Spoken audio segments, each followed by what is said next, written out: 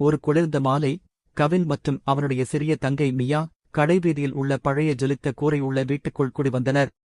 அந்த வீடு பற்றி கிராம மக்கள் கிசுகிசுத்தனர், அந்த வீடு பேயால் ஆவிகொண்டு இருக்கிறது என்று. ஆனால் கவின் பேய்களை நம்பவில்லை.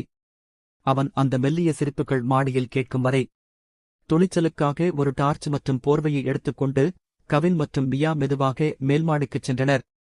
அங்கே அவர்கள் ஒலிவர் என்ற ஒரு சிறிய பேயைப் பார்த்தார்கள்.